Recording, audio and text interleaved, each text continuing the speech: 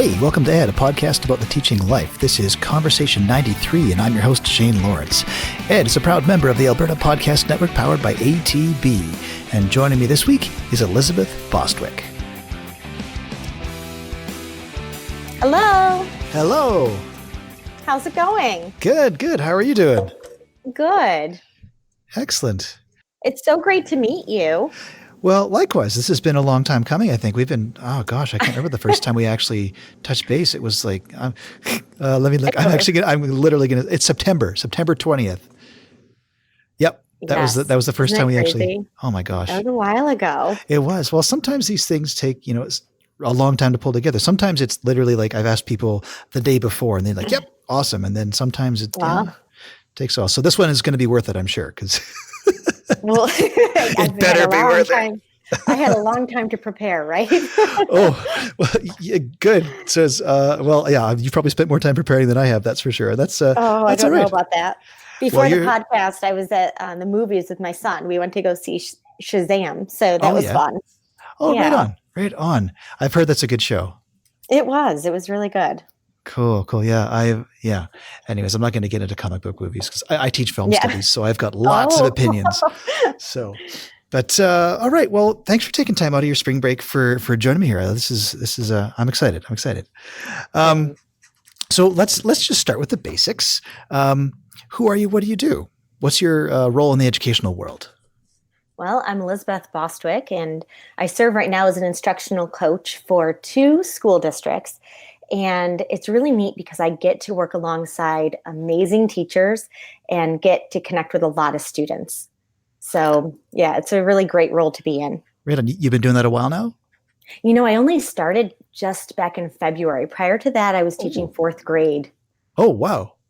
Oh, okay. Yeah. So are you working then primarily with like primary students or primary teachers? No, I'm actually, in one school district, I work with pre-K through 12th grade. Mm-hmm. And then in the other one, I work with pre-K through 8th grade. So I have a wide range, and the school districts are in, one's more urban and one's more rural. So it gives me a lot of opportunities to just get an idea of different settings of schools and different problems that arise. And then also that there's actually a lot of similarities that you see too. Mm-hmm. Well, what's the same? What's different, do you find? I think anywhere you go, kids are kids. And what really engages and empowers learning is going to engage learning.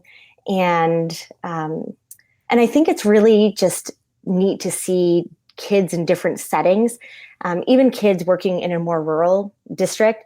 Sometimes people feel more timid working with them, but kids, as long as you're connecting through relationships, they want to connect and learn alongside you. And they really just want somebody who they know believes in them and sees their potential. Mm-hmm. And is that kind of your primary role then as a coach? Is it just to go around and just be like lifting kids up? Oh, well, that's just something I do naturally, no matter where I am working with kids. But no, in one district, I serve as an instructional technology specialist. Mm-hmm. And in the other district, I serve as a STEM specialist. So, technology still gets integrated into the STEM content, which is neat, but it's just a little bit of a different focus. But one of my main roles is still to just bring best practices into the classroom and engagement. But again, it's still a new role. Right. And it's ever changing depending on who I'm working with and what the focus is. So it's a new role for you. So you must be learning a lot right now. Oh, I'm learning a ton, and I have an amazing team. So I'm so grateful for that. So what kind of stuff? What are you learning? Well, let's see. What am I learning? I feel that there's basics of learning how to do different timesheets and mileage, things like that I didn't have to do before. Yeah. But it's also just really working with adults more than students, and thinking of a different way to approach what it is that we want to do with kids, and helping teachers to understand that I'm there to support them. I'm not an evaluator. I'm not somebody who's coming in with a critical eye. My goal is to always come in and work with students and the teachers in a positive way. So for me too, it's a lot of learning to ensure that we're using reflective questioning to grow, and that Mhm. it's not me coming in saying, hey, this is what we can do that would be better, but it's really helping teachers to slow down and reflect on what's going well, what would they like to see different, what would they feel would be best in their classroom, like what change would be best. And then we can have those conversations that help them to improve. Right. And so, I mean, I'm guessing that every teacher, not guessing, I'm sure every teacher is different. We all do things differently. So you're tailoring to that. But I mean, are you finding any commonalities? Like what's sort of like the big needs that are maybe missing from a lot of classrooms right now? And this is not just about the schools that I'm working with right now, but just in my Mm. experience in general of working with schools, I think that oftentimes the need lies where I see a lot of teachers, they have all the best intentions and they want to do really amazing work with students. And when I say that, what I mean is they want to know the best engagement strategies. I know they want to move toward empowering learning. But I think what I see is a commonality between all the districts that I've been in and worked within or alongside is that each of them struggle to know where is the time to develop it, who's going to provide the support, where are my resources, Yeah. and sometimes just having that extra set of hands. Yeah. Yeah. I mean, you're a new teacher, I'm sure, or not new, you're new to this. You've been just Right. fresh out of teaching. I'm sure you've kind of experienced that as well, where it's just a lot of times, a lot of this stuff that's intended to help just feels like another thing to do. Yeah, and I have 14 years of experience in the classroom, so I'm Mm. able to offer that, which is good. And from the classroom perspective, I was doing a lot of things with project-based learning or with makerspace and even passion projects. But sometimes when I share that with people, they think, well, how did you do all of that? Well, I never did all of that all at once. And Hmm. it was really looking at how do we bring in the elements of each of those, which is providing student voice and choice, allowing them to have some ownership over what they are exploring, connected with learning standards, and even who will be their authentic audience. And I think that that's what the three of those topics have in common between makerspace, project-based learning, and passion projects. And helping teachers, like even within math, when I taught math, we didn't do 25 math problems. Sometimes what we would do is just focus on three quality questions and really learn how to break those apart, how students can demonstrate their thinking. And I think that's where the power was. And it's helping teachers to understand sometimes that more isn't always better, but Hmm. more so like how do we take the content and go deeper? I like that. Sorry, and I've kind of got stuck on something you said before too about, teachers seeing all these different things that you do and saying, how did you do all of that? And you said, well, we don't do all of that. And I love to call it these little sort of mini revelations, because a lot of times, yeah, we see these guest speakers or motivational speakers or teacher coaches, and they throw a pile of things at you. And the immediate assumption that we all tend to make, myself included, is, oh, I can't do all that. That's too much. But what you're saying is you don't have to do all of it. Right. You can just pick and choose and do pieces of it. Absolutely. And that's one thing that I always suggest to teachers. Maybe it's something you're doing that's a smaller version of project-based learning, but it still has that authentic feel where you can connect with Mm-hmm. stakeholders or somebody in the community that can come in and help the learning so that it becomes relevant for the students, and then sharing out with an audience, even if it's bringing parents in. And my son, when he was in school, he was in a classroom where they did a lot of project-based learning, and they had an entire expo at their school. So they had stakeholders that ranged from family, but also central office, Mm-hmm. teachers, and then bankers in the area, real estate agents, and they came as community members to really evaluate what the students were proposing and pitching to them. So they had so much ownership in what they were doing, and they were so invested that, I think those are the small opportunities. Well, they're big opportunities, but what I mean is like you can bring in those small elements and it's really powerful in the classroom. Oh yeah, I completely agree. I love having, authentic audiences. I mean, there's nothing, you're not going to get a student arguing with you about a due date if they know there's something on the other end other than just Yes. a number. Yes. Yeah.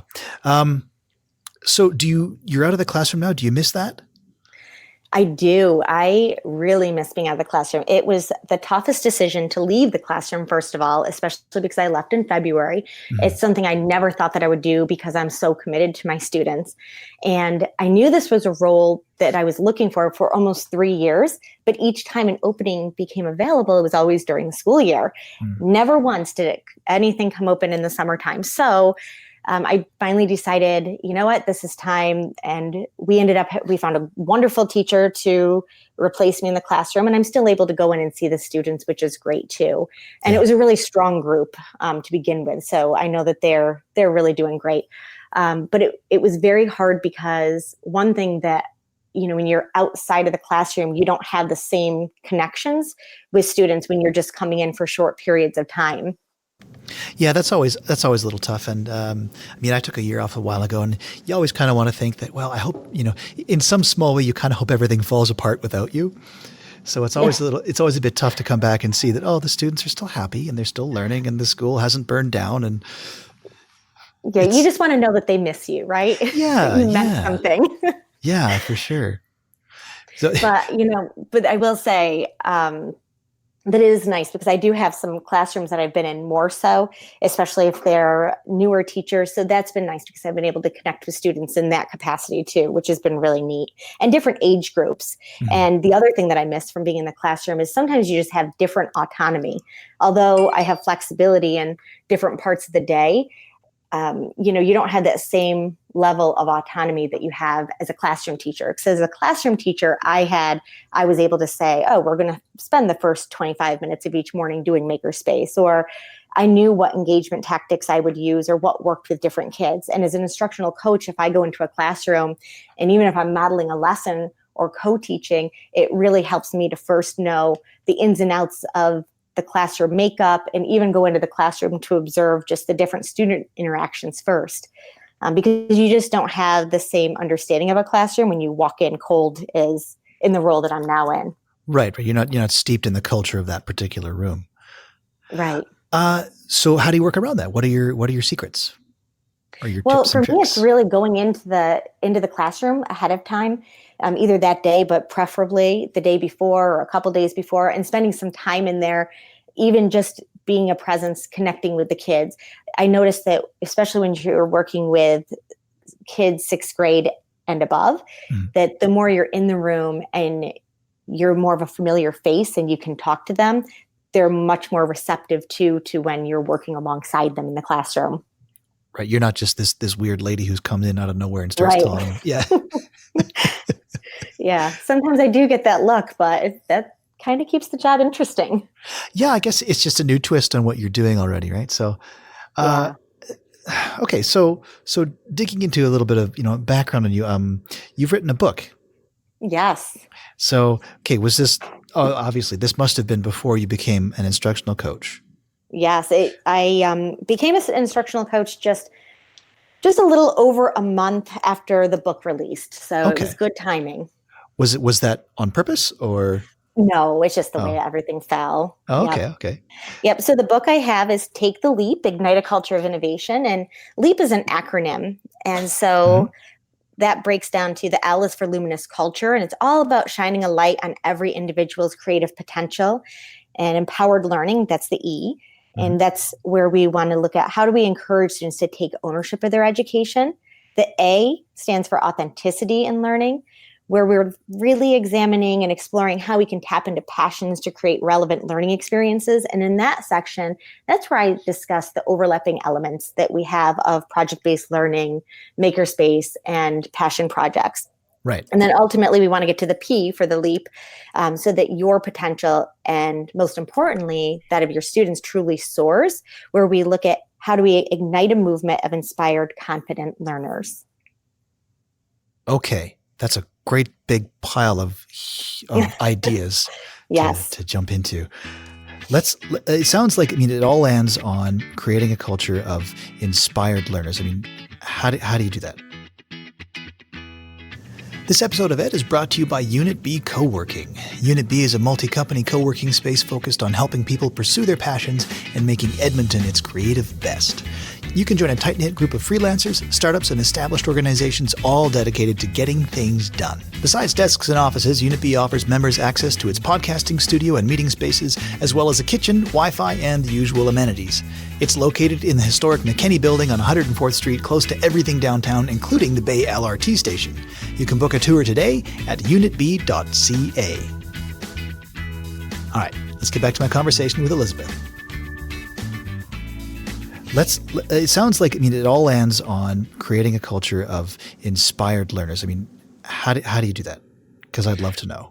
Well, for me, I have a background in psychology of the exceptional child. That was my minor going through my undergrad.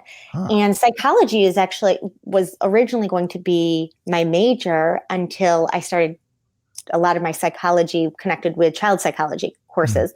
And I really started to see something that I could do different with learning. And not to say that other educators aren't already doing things differently, but it was a change for me because I grew up in a situation where I had some phenomenal teachers, but I also had quite a few experiences, as most people have, that really left me not loving school. And I never thought I would become a teacher. In fact, my husband and I, we met in college, and he was in the major of education. And I was like, why do you want to do that? You're going to grade papers and give grades and take 50% off if somebody hands in something a day late. I'm like, that doesn't sound fun at all. Because that was some of my last experiences. Not that I handed things late, right, of course.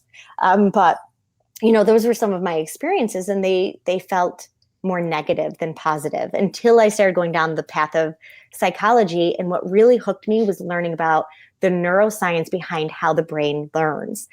And it was all about culture and creating an environment where students felt safe as risk takers, and everything about what triggers the fight, flight, freeze response in students.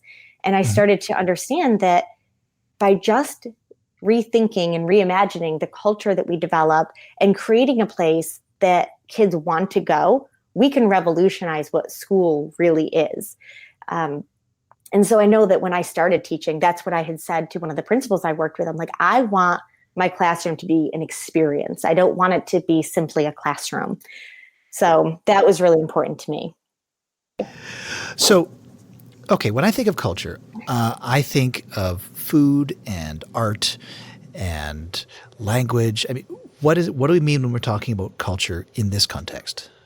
So in this context, I'm really thinking of culture as, everything from relationships with students. And I know a lot of people talk about relationships. So yes, greeting kids at the door, but really going beyond that, where if you're in makerspace or kids are working on a project, it's okay to not just lean over next to them, but pull up a chair and sit down and go through the making process with them, or the exploration, because that's where sometimes the conversations unfold naturally. And that's where the connections begin to form and grow. So really the relationship is a huge piece. The next piece, when I think of culture, it's working on team building activities. Again, that's something that's been done for a long time, but when I do team building activities, I do things a little bit differently because we spend a large amount of time discussing what is it going to look like in the class. We might go through one team building activity together, but then the next time I might take a group that I know has given permission to kind of demonstrate how well they're communicating and collaborating within a team building activity, because we want to develop the communication skills and the collaboration and the problem solving skills as a team. So it's not just working on the activity, but what does that look like? And then at the end of that, debriefing. And I think debriefing is something people will oftentimes glaze over, but it's what really develops that community. And debriefing can start out with basic questions such as, what did you think about when, like, we do this activity of crossing the chocolate river? And what did you think about your friend whose foot didn't touch the marshmallow, so therefore your team lost a marshmallow, causing your team to fall in the river, for example? Yeah, okay. And kids will express that originally I felt frustrated with my peer. So we discuss, how do we handle that frustration? And so through these activities, we learn to support one another, even celebrate failure only as long as we're persevering towards growth. Right. And I think that that's what really sets the foundation of the culture. And then when I'm also talking about culture, it's developing student leadership in the room. And that's not easy to do. And so we really scaffold it. And I don't have any perfect way of scaffolding it because it looks different with every group of students. But we start out developing our own classroom mission statement and expectations. And we'll do little things where kids will be able to do the call and responses. And sometimes they start getting silly with that. And then you kind of pull that back together and discuss, well, what are the expectations? What do we want in our classroom? But the culture really, as the year goes on, it develops into a classroom where students have more autonomy and are doing things because they want to take care of it rather than doing something because they know that I told them to do it. So that when I think about culture, that's a lot of what I think of, but it's also a culture of learning where we can share our mistakes and where we went wrong. Even sharing what we wonder and what we're curious about, that we might be curious about something that might seem uninteresting to somebody else, but that's okay. It's what's interesting to us. So it sounds like you're creating, I mean, in culture, you're creating your own little world that the students they care about it. Yes, absolutely. And I think that going back to what I missed in the classroom, I think that process is one thing that I really do miss because it starts out as a challenge in the beginning of the year, and then it blossoms like a beautiful rose throughout the course of the school year. And being able to see the fruits of the labor and just come about and seeing the students develop that independence is really incredible. So you miss that? I do miss that. I do. Sorry, not trying to invoke too much nostalgia here, but I know. I'm gonna have to go visit them next week. Oh, and they'll remember you, I'm sure. So, oh, of course. Yeah. Well, I had a friend, and he left the school that I'm at just for a job not the same as yours, but like an office type job where he's moving from school to school doing this kind of stuff. And he said it's just the weirdest thing every time he comes back because it's just like the student body's memory of him is fading every year because he no longer teaches there. And he said it's just this weird feeling of being slowly erased as, fewer and fewer people know who he is. So that's different. I mean, I know that's going to happen to all of us someday. It's just, we're just going to be a photo on a wall somewhere. So it's just, it's a strange dynamic, but really has nothing to do with what we're talking about. So I'm going to get off that now. It's all good points, though. All true. Yeah, I don't know. I'm a fan of nostalgia and that kind of thing. I think it's an interesting emotion that we don't explore often enough. But it is. Again, rabbit trail. Okay, the other big word that you used, and it's, I think I'm going to go way out there and say I think it's almost passé now. So we got to see what we can do to resurrect this idea of innovation. I mean, that was like a few years back, when George Couros was, taking the world by storm with his book. I mean, innovation was that was the word that was everywhere. And it seems to have had its time in the spotlight. And now we've moved on to our other new buzzwords, which I don't even know I could identify what they are right now. But so innovation, why is that still an important thing now that it's no longer the cool thing necessarily? Is that a strange setup? I don't know. No, I couldn't agree more. In fact, I think I had led a chat back over a year ago about, and we talked about that, how the term of innovation is almost cliche, like it's overused. We hear it too much and it almost becomes too much of a buzzword that it loses its power. And so that was something that I hesitated with using within my title, and I kind of went back and forth, and I don't remember what else I was going to change it to, but I guess it came back to a lot of what is within the book and that I do within the classroom each year. It really is innovation. It's looking at how can we take something we were currently doing and really shift it to make it better than it was before for this group of learners. And I think that that's where the innovation still takes place because we're constantly innovating.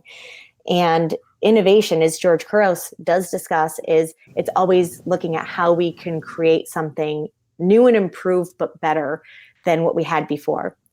Because something new doesn't necessarily mean it's better. No, definitely not. I mean, yeah. So what needs innovation right now? Like, what do you say is like the prime target for that? Oh, boy, that's a big question. The prime target, I think, what I think in regards to your question, I think one of the what I see is that people often get confused when they hear innovation and they think technology.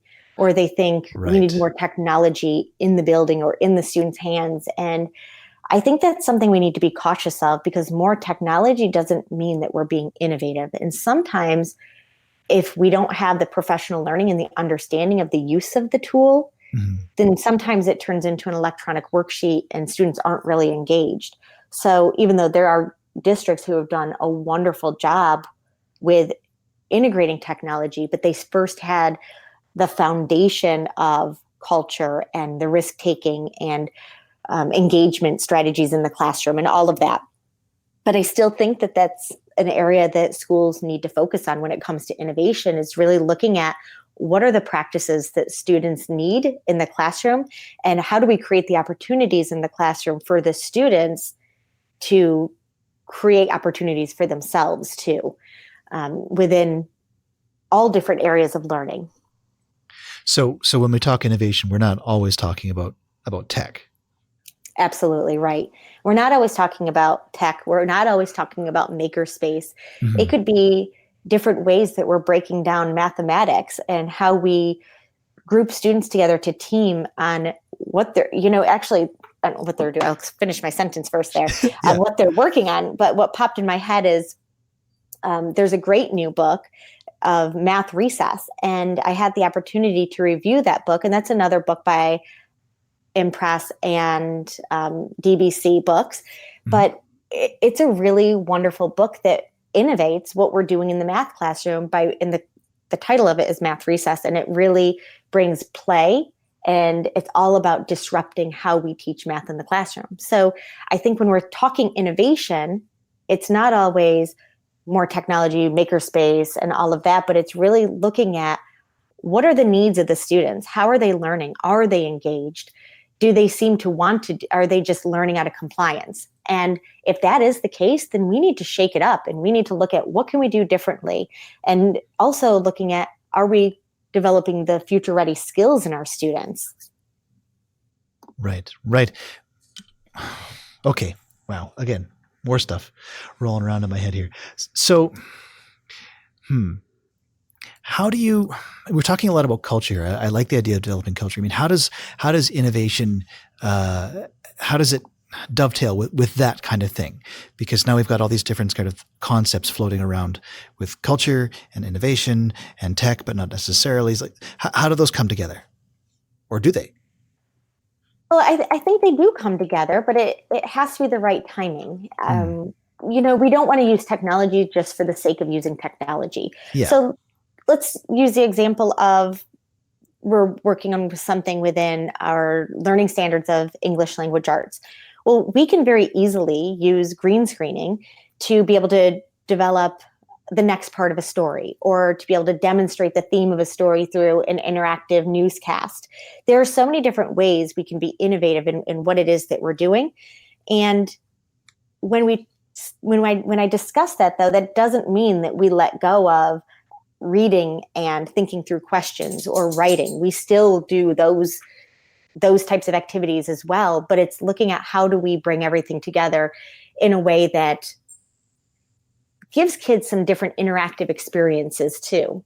And so it can integrate technology, and Hmm. technology can be beautiful when it's used as a tool for learning rather than students using programs to learn. It's a difference between using a reading program online versus creating a video that demonstrates the learning that you developed as you went. And so I think that's the major difference there. But I think when it comes to teachers innovating, even developing flexible seating, you're innovating in that way. It's anytime we're looking at how we can change up what we're doing to continuously improve what the classroom experience is like to create better learning for students. I love that. And I think part of that too is really getting the students' voice. I mean, we can't create better opportunities without knowing our students, without knowing the population of our school district and the learning community, and even what the parents have to provide to us about their students. I think that's incredibly insightful. Can you expand on that a bit? Like, what do you mean by what the parents have to share?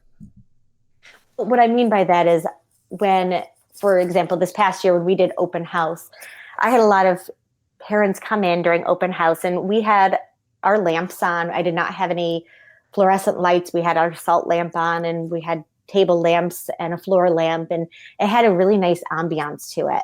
Mm. And we had a lot of different flexible seating options, but when parents came in, they said you can just feel the difference in the classroom. And they said, this is a place you want to go. Additionally, parents would talk about they're just having an amazing year right now. They come home raving, and in the morning, they are not dragging their feet to go to school. They are running to go. They can't wait to be there. So, hearing from the parents, it's really insightful because you start hearing, okay, what I'm doing, the environment I'm creating, that works. Parents are loving that. Students are coming home. They're excited about school. The parents aren't having to butt heads with their child over getting them to school. And that's another win. So that gives us a lot of feedback that what we're doing is right. And I would say the colleagues I worked alongside, it was the same situation for them as well. We worked wonderfully as a team in all of our classrooms. I think parents coming through with their students all had a great experience no matter what. Mm-hmm. That word keeps coming up, experience. And I like that. The idea that I can imagine detractors from that idea of saying, well, now you're just turning education into a service and we're not a restaurant, et cetera, et cetera. But I think like what you're saying about developing our classroom as an experience. Well, the students experience something when they walk through your door. So why not make it something positive? Well, and it connects back, as I was mentioning, about the neuroscience of the brain. Oh yeah, tell me more. So when the brain feels comfortable, and so this is a little bit tricky though, because when the brain feels too comfortable, now we might not work as hard. So It has to be just a just right comfort level where it's not overly challenging or it's not overly easy. Right. But when the environment feels just right and the tasks feel just right, students want to be there. They feel safe, and then they lessen the likelihood of developing a fight, flight, or freeze response. Mm-hmm. And sometimes those responses can even be misinterpreted as symptoms of ADHD in kids. So we really want to, I think that's why it's so critical that as educators, it's not fluff. It's not, I'm just creating an experience because I want it to feel like Disney World. It's not about that. It's really looking at, I want to create an experience that is right for the brain, that is best for the student, so that these kids can come in and learn at their optimal level. And even creating tasks with that students can self-differentiate, because again, if we look at the video game model of learning, and I'm not talking about using video games in the classroom, but I discuss this in the book too, but when we provide opportunities for that incremental success, right, where something feels somewhat challenging, where kids want to continue persevering and they develop that grit to achieve the challenge, it's because there's a perceived level of ability to overcome that challenge. And so when they're in the situation where learning feels like they can attain it, then they're going to continue working. And so that's what we're always looking at, is how do we create opportunities for students to work in that capacity? Right. That's sort of that zone of proximal development. I always get that wrong. Yeah. Wow. All right. Well, Elisabeth, thank you so much for sharing your vast wisdom and knowledge. This has been really great. Thank you. It's really been a great conversation. I've enjoyed this.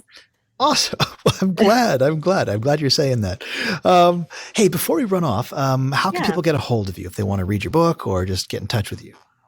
Well, my book is Take the Leap, Ignite a Culture of Innovation, and you can find it on Amazon or the DBC website, daveburgess.com. Mm-hmm. You can find me on Twitter. My name is Elisabeth Bostwick, but you're going to find me on Twitter under Elisabeth Bostwick, because my name is European, so there's no Z, there's an S in place. And then my website is elisabethbostwick.com, and I'm also on Instagram and Facebook. Fantastic. Yeah. Fantastic. Well, thank you so much for the conversation. Thank you for everything that you're doing for those kids. Yes, thank you. All right. Take care. Bye-bye. Mm-hmm, bye. Hey, it's Eric from Pop Cycle, the Pop Culture Connections podcast. On our show, we discuss just how incestuous pop culture really is, but in a really fun way. We take a chunk of culture, be it a movie, an actor, a song, a musician, or a book, and then by going as far away as possible, by way of 6 degrees of separation, we end up right back where we started. It's a lot of fun, so if you're so inclined, take a listen. We're also part of the Alberta Podcast Network, so you can find us via albertapodcastnetwork.com or wherever you get your podcasts.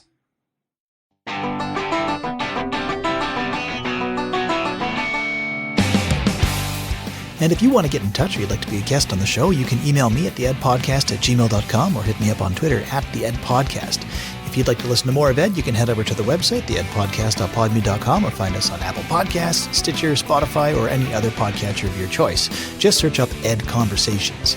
Ed can also be heard on Voice Ed Radio. It's 24-hour internet broadcasting devoted to the best ideas in education. Just head over to voiced.ca. So, on behalf of myself and Elisabeth, thank you so much for listening, and we'll catch you next time. Bye.